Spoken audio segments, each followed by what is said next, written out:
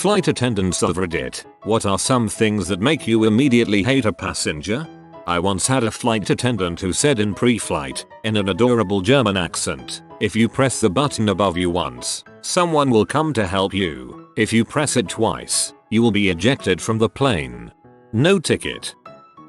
Cousin works for United. Her text back: drunk people. All drunk people after takeoff are horrible, until they pass out, then they just smell. Tell her I am sorry, but I also don't appreciate the 10 drink hour limit they seem to set. My older sister worked as a flight attendant. She hated when people would drop their carry-on at her feet and tell her to find a place for it. Also, there was an old lady who poked her in the butt to get her attention, repeatedly. People would drop their carry-on at her feet and tell her to find a place for it. Ah yes, right here in the checked baggage area. That will be $40 please. Do not pull on our uniforms. If we tell you there's no more room for bags, just listen to us and check it. I know there's a call button there, but don't ring it 15 million times. Please don't ask us to put your bag in the overhead compartment. We can help you guide your bag up there, but most companies inform us not to lift your bags. If we do and we get hurt, then we don't qualify for workman's comp. Do not pull on our uniforms. This isn't just a don't do this to flight attendants thing. This is a who the frick raised you what is wrong with you thing.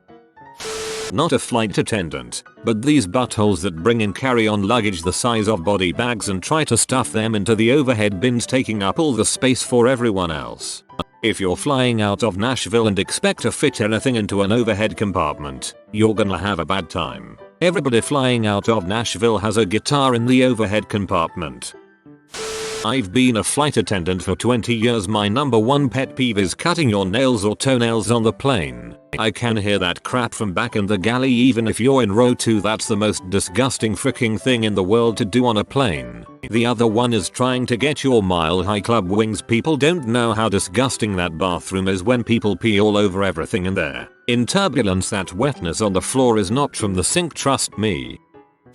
The last time I flew, this guy was plastered and kept saying what's the deal with airline food over and over with the worst Seinfeld impersonation you could imagine.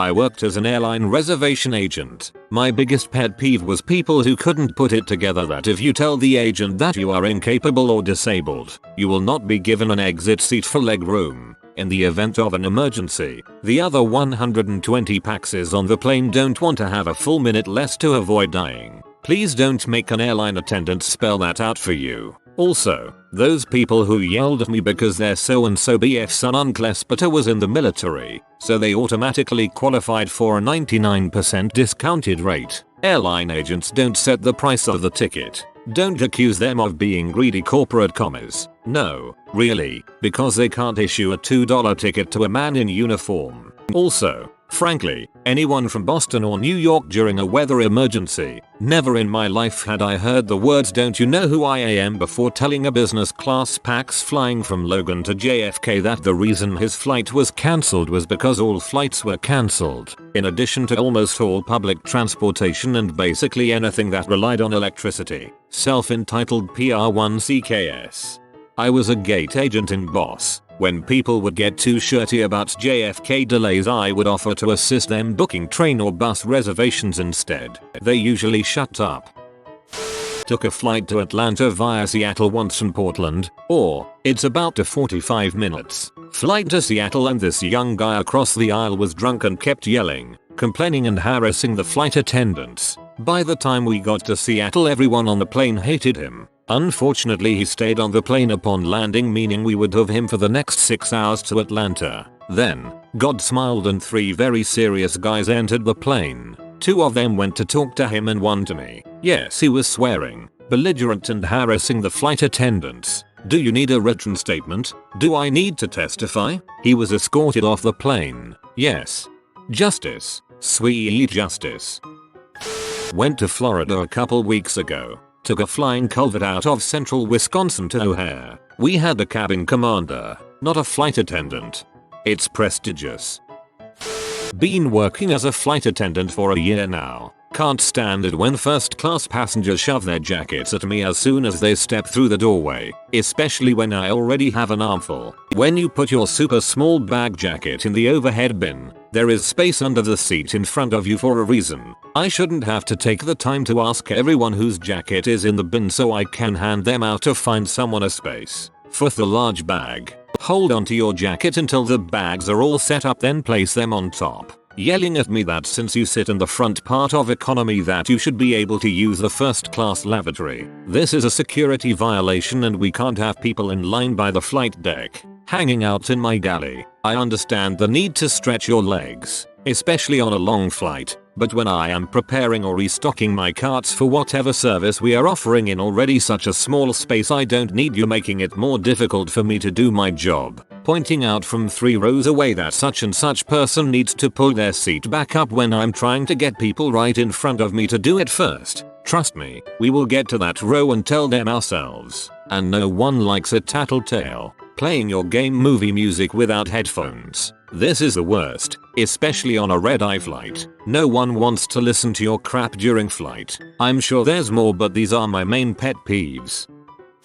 I was seated next to a passenger who seemed to selectively understand the flight attendant. For the first meal, he responded pretty well about what meal he wanted. The second time, he just stared at her, with me sitting awkwardly between them while she tried to rephrase the options different ways to get some kind of answer. She was getting visibly frustrated and he just didn't care, or something. Efficiency seems to be the big thing in a tiny space and he was just content to be a big silent speed bump.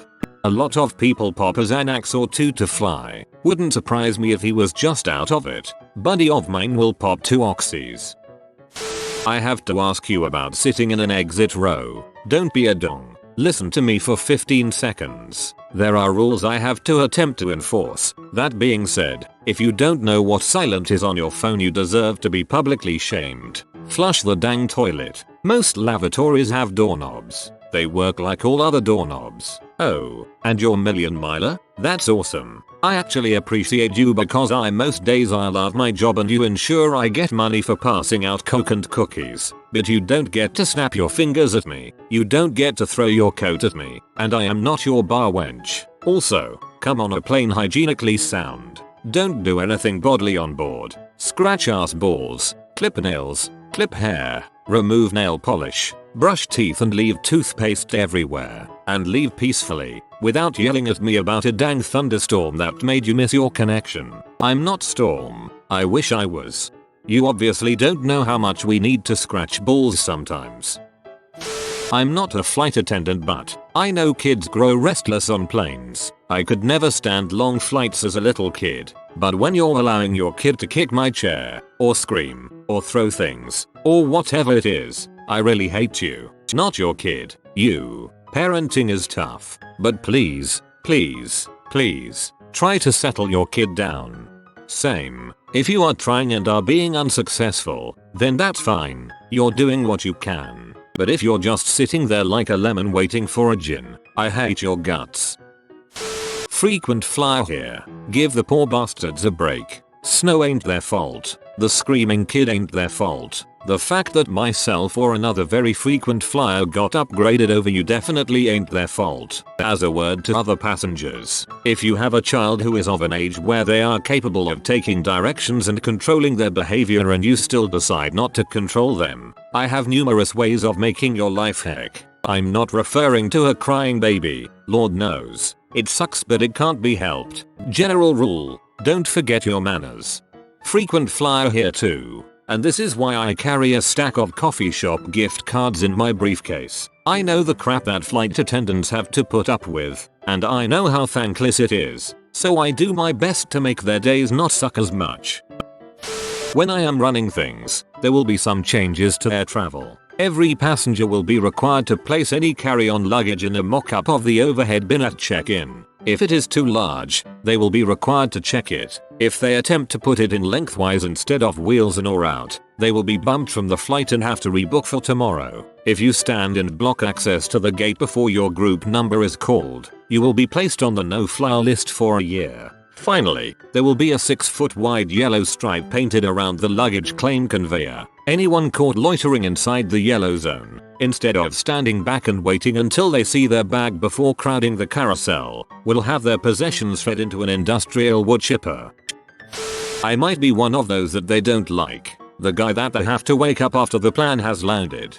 I'm not a flight attendant, but I feel like based on these other stories, having to wake someone up is an okay trade-off for not having to deal with whatever crap they might do, say if they were awake during the flight. The know-it-all frequent flyer that wants to chat with everyone. When they hijack the plane. I used to fly regularly from Sydney to Taipei to visit family as a kid. I was a young kid. Youngest I did it was 13 alone, all the way till I was 18. I have bad air sickness, and my parents would never book my window seats, simply because I didn't want to disclose the problem. Every time, especially on overnight flights, I would feel incredibly guilty pushing the help and call button every 10 minutes for another water, and even worse when I'm out of sick bags, and you allow my dirty sick self to sit in your lovely allocated seating at the window, seeing as that helps. Or the time you sat with me in business class talking to me for hours trying to get my mind off it. Thank you for the help, and the smile you always had when coming over for the 20th time with a cup of water at almost midnight. I always felt bad, and you probably hate it, but you've helped my flight experiences tenfold. I respect you all immensely, so thank you all. It was mostly Singapore Airlines, and once China Air, but I'm sure it occurs across the board. Thank you. Not much, I'm here to serve you and save you. Anything hatter-worthy you try, I can have the pilots land and arrest you. Was offered this option once after a passenger was so obnoxious it made me cry. Telling passenger that their carry-on is too big to fit in the overhead bin. It will have to be checked, but I have a tight connection. Okay then, I will wave a magic wand and presto, the bin just got bigger. Flight attendant here, repeatedly hitting your call button. It's a call button, not goddamn Morse code. I'll get to you when I can. Parents, stop letting your kids hit the button. It's annoying as frick. Snapping your fingers or whistling at me. I'm not a dog. Complaining at me and insinuating that I can do anything about your 30-minute connection time in JFK. You have to switch terminals? Yeah, you're going to miss your next flight and that's your own dumb fault. Congrats. Delta got your money and they are not obligated to rebook you. Assuming I'm a glorified sky waitress, my job involves a lot more than serving drinks. I went through a lot of training to take your crap, and a little respect goes a long way. I'm there primarily for your safety, not to mix you some weird combination of ginger ale, cranberry juice, and seltzer water. WTF. If I tell you your bag needs to be checked to cargo, IT needs to be checked to cargo, and arguing with ME will cause a delay. We, the flight crew, are not pussies for not flying in inclement weather.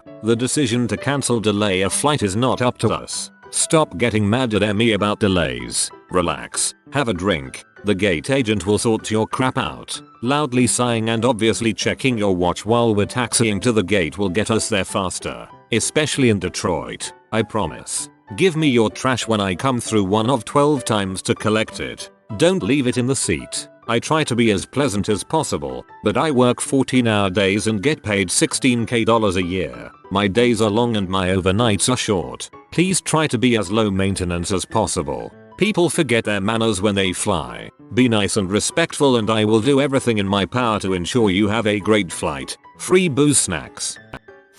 Babies. 8 hours flight, England to Orlando. Crying baby the entire time. Never let me forget. I get the feeling airlines need to take people's credit cards and just be like, oh I see, if you frick up and not act like the mature adult that you are, we charging you $50 stuff up. Don't even try me. I'm gonna guess constant corny airplane jokes. Roger.